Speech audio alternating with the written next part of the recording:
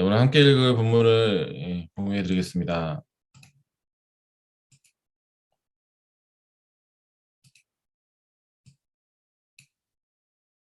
네, 오늘 주제는 구경꾼 말고 하나님의 일꾼으로 살라입니다. 본문은 이사야 6장 8절 말씀입니다. 제가 소리내서 읽겠습니다. 눈으로 같이 읽도록 하겠습니다. 그때 나는 주님께서 말씀하시는 음성을 들었다. 내가 누구를 보낼까? 누가 우리를 대신하여 갈 것인가? 내가 아뢰었다. 제가 여기에 있습니다. 저를 보내어 주십시오. 아멘. 구원코 말고 하나님의 일꾼으로 살라.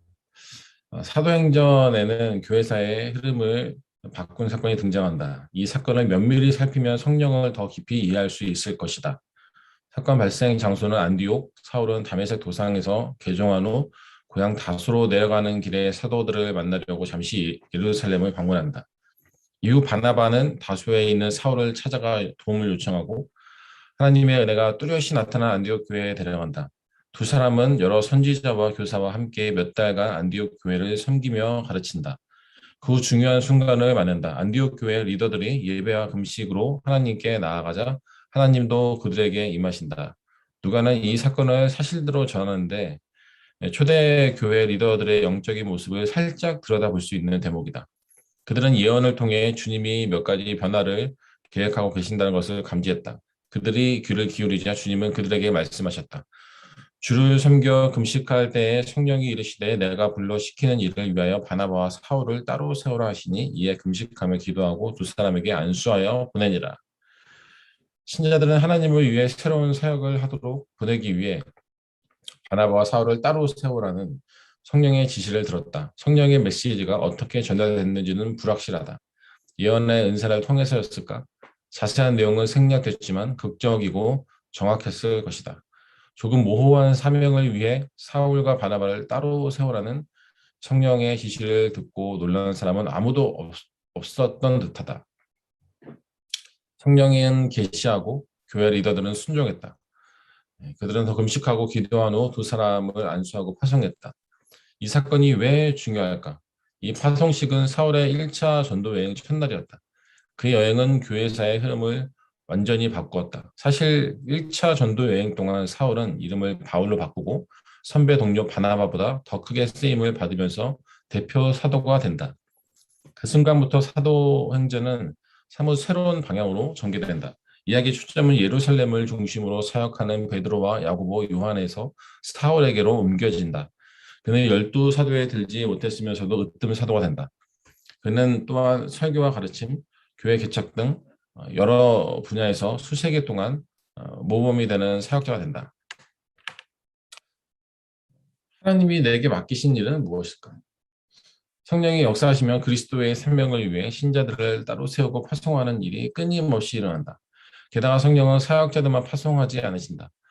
성령은 우리에게 집을 떠나고 거리를 걷고 상처받은 이웃을 위로하고 주일학교 교사가 되라고 하신다.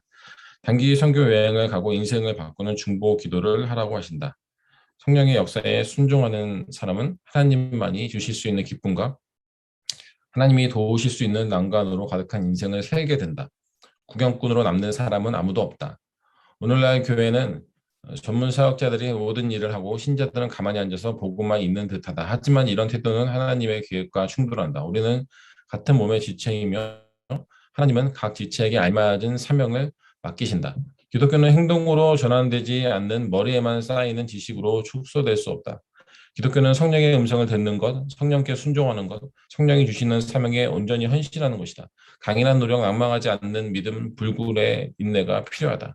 이상하게도 하나님은 뜻밖의 인물, 못 배운 사람, 불완전한 인간을 택하셔서 비범한 일을 이루신다.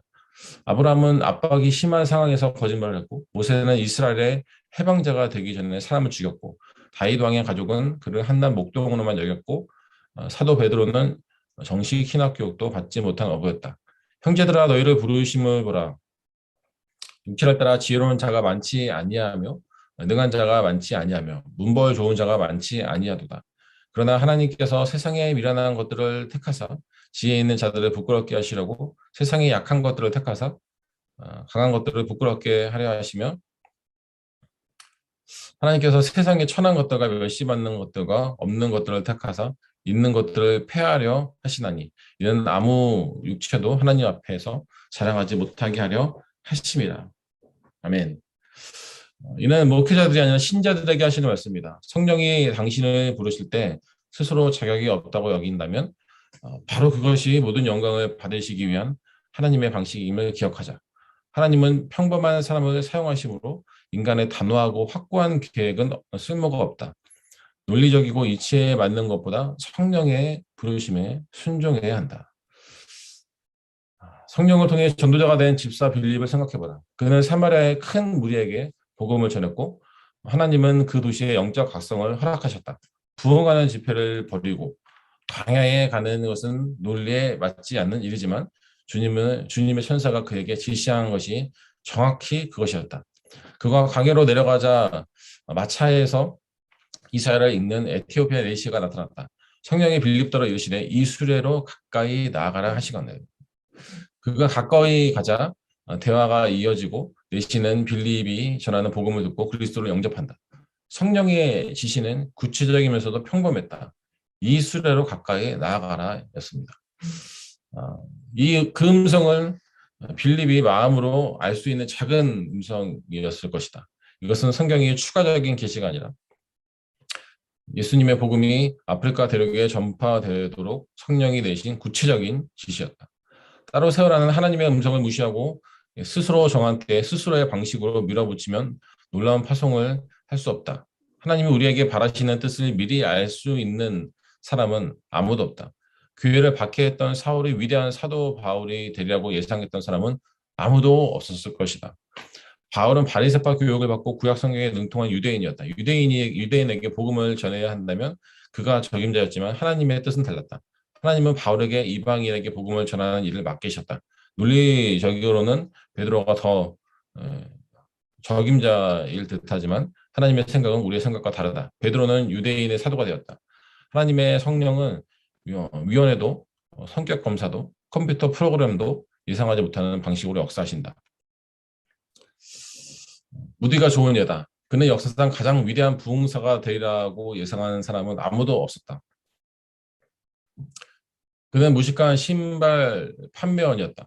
키는 작고 몸은 뚱뚱했으며 잘생긴 얼굴도 아니었다. 말은 속사포처럼 하고 조금 더듬기까지 했다. 그런 그가 그리스도인이 된 후 시카고 거리의 어린이들에게 복음을 전했고 YMCA에서 일했으며 남북 전쟁 당시에는 전도지를 배포했다. 신학 교육을 받지 못했는데도 그의 사역은 결실을 맺었고 마침내 복음을 전하러 영국에까지 갔다. 학식이 높고 달변에 능한 영국 목사들이 그의 설교에 감탄했다. 영국의 교회는 시들고 하나님 나라는 정치에 있었다. 그런데 무디가 나타나자 사람들이 모였다. 그는 단점이 많았지만 하나님의 축복은 부인할 수 없었다. 레이놀즈라고만 알려진 사람이 무디를 처음 보고 남긴 글이 있다.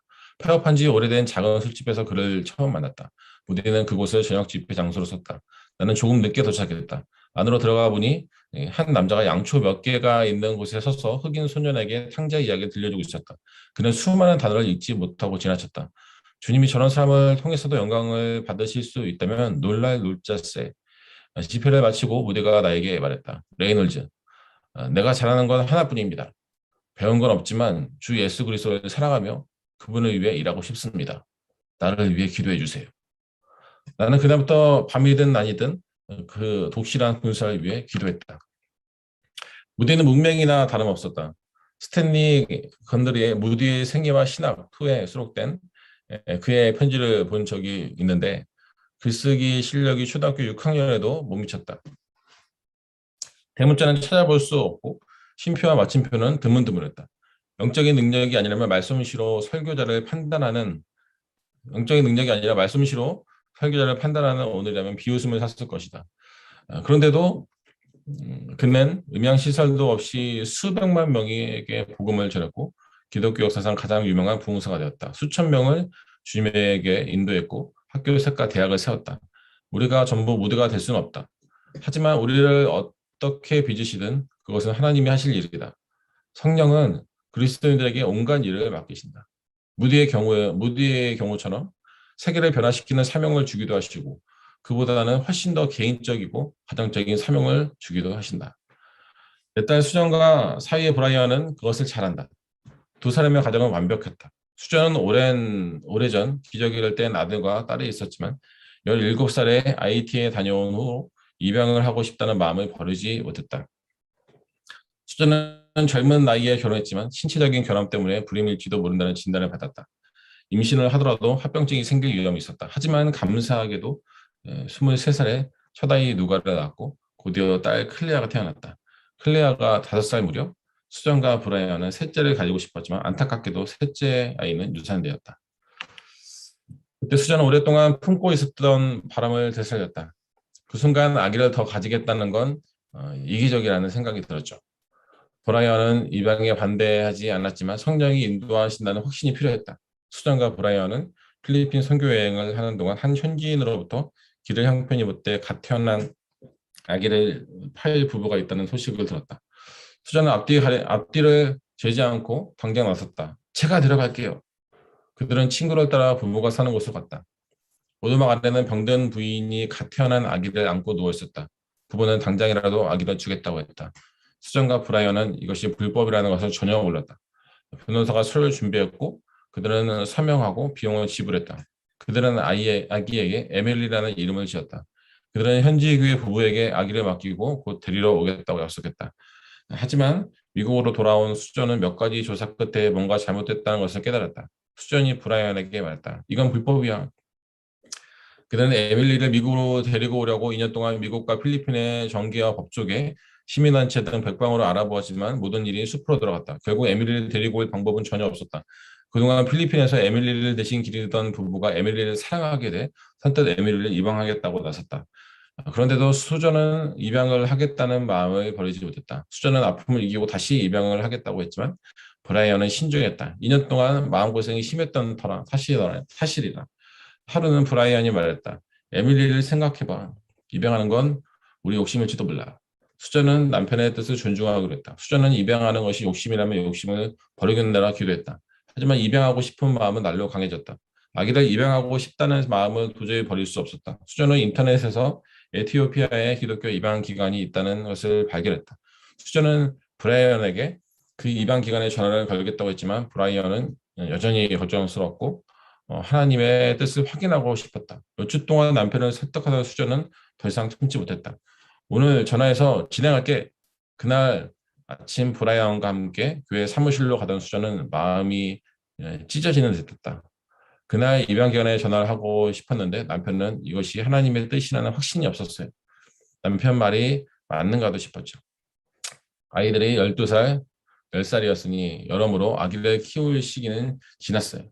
아이들은 벌써 컸고 저도 제 일을 하니까요. 다시 기저귀를 챙긴다는 게 어색할 정도였죠. 10년 전 블루클린 태버나클 유년부 사역을 맡을 때만 해도 정신이 없었어요. 집에서 아이들 기르랴, 교회에서 사역하랴, 아이를 하나 더 기른다는 건 언간생심이었죠. 그런데도 입양하고 싶은 마음은 점점 더 강해졌어요. 사람들은 왜 그래? 라고 반문했지만 내 머릿속은 온통 나도 몰라. 힘든 걸 알지만 좋은 걸 어떻게? 라는 생각뿐이었어요. 하나님은 수전의 마음에 뭔가를 주셨고 수전은 그것을 버릴 수 없었다. 무엇으로도 채울 수 없는 갈망 그런 것이었죠. 온통 그 생각뿐이었으니까요. 하지만 브라이언은 아직 보조를 맞추지 못하는 상태였다. 그날 아침 회의로 바빴던 수전은 정오가 넘어서야 텔레가 보낸 음성 메시지를 확인했다. 텔레는 하나님께 성령의 은사를 받은 존경받는 여성이었다.